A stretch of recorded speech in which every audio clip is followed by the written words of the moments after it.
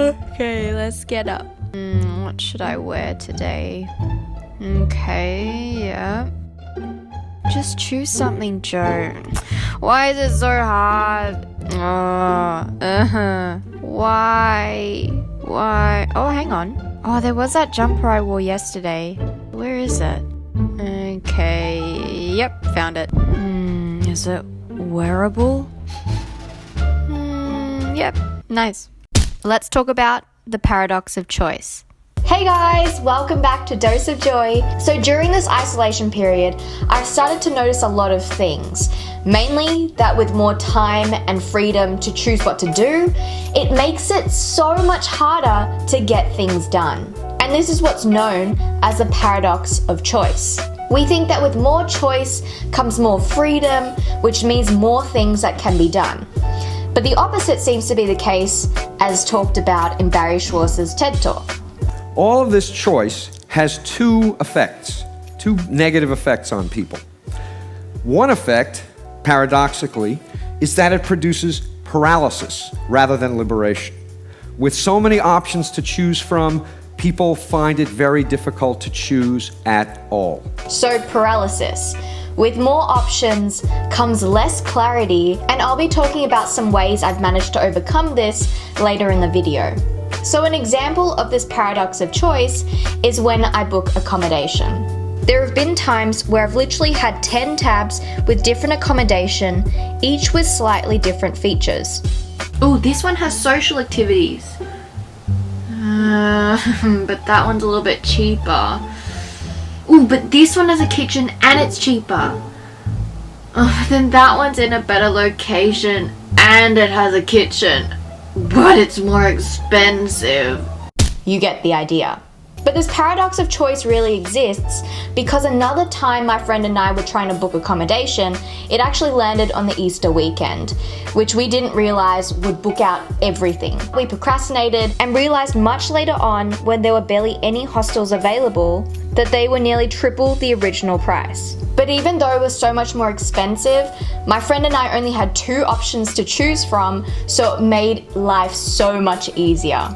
And this has been the quickest accommodation picking that I've ever done.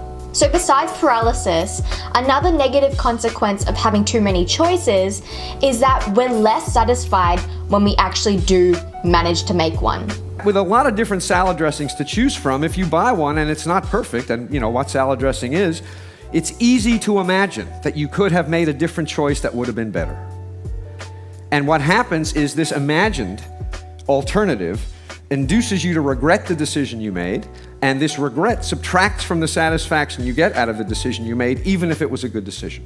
Let's take Netflix for example. So after going through the hours of selecting something to watch, you've made a choice. But while watching, you overly critique with things like, it better be good, and it better be worth watching over other shows. As soon as it doesn't reach your expectations, you start thinking of other shows you could have spent your time watching, and think things like, I've totally wasted my time, or I should have gone with the other one. So to avoid the whole situation, sometimes we'll go back to the comfortable choice. The thought process being, we've already expended enough mental energy and we don't want to make another decision. Compare that to back in the day where we only had a few channels on TV and that was it. When I was younger, I'd look at the TV guide beforehand, didn't spend half an hour deciding, I made my choice, there was no stress, it took barely any time. In these examples, I was trying to avoid what we call negative sunk costs.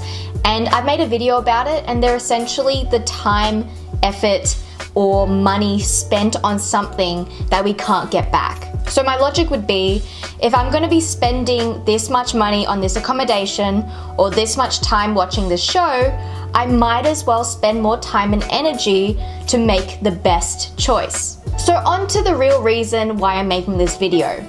Recently, I found myself doing a lot of this. I want to practice singing. Actually, I might walk Fizzle today. Okay, Fizzle. Actually, I still gotta finish Handmaid's Tale.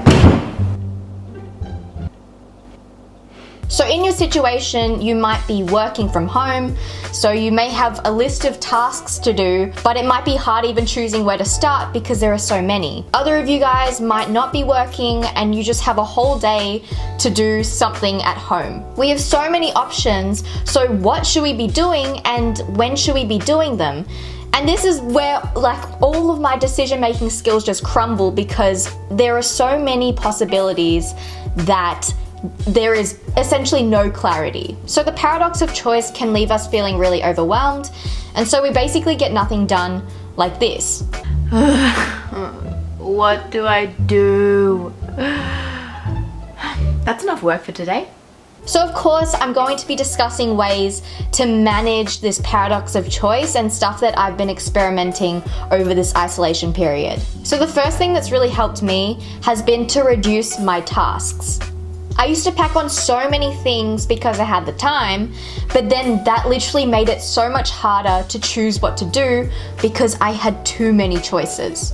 So please, I would really recommend to reduce your activities if you find that they're becoming too overwhelming. The second thing that has helped me is to plan your day in advance. This could be, the morning of or the night before to just really get some clarity about what you're gonna do. And I categorize these tasks into most important or high priority or least important or low priority.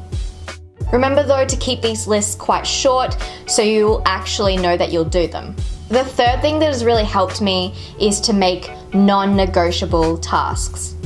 And these are essentially the key to-dos per day. So for me, it's exercising, it's doing my singing exercises, and I've found it's really been a good pillar, a pillar of stability. So it's, eliminating the guesswork that I have to do per day because I know for a fact I will do them. And with these non-negotiable tasks, just make sure that you don't pack on too many or else it'll just be a bit, to even start on any. Number 4 is once you've decided what your to-do list is and what your non-negotiables are, stick to it. I had this habit of planning my day in advance or planning on the morning and then never sticking to it. So I would never look at what I just wrote, defeating the purpose of even doing it in the first place. And finally, number 5 is to be easy on yourself. This isolation period is really difficult and you will have so many choices and you'll probably stuff up on a few, but don't beat yourself up if that happens. Just tell yourself, I made the best choice in that particular time, and then try and learn and improve for next time. A thing that I actually learned very recently was using the words I get to instead of I have to. So on your list of to-dos, you could write I get to do this task rather than I have to do it and make it seem like a chore for yourself. Okay, so that's it for today's video. I really hope the advice that I just gave has been helpful in some way. If you don't even experience anything that I've talked about, then that's pretty good. But otherwise, hope it helped and I will see you in the next video. Bye!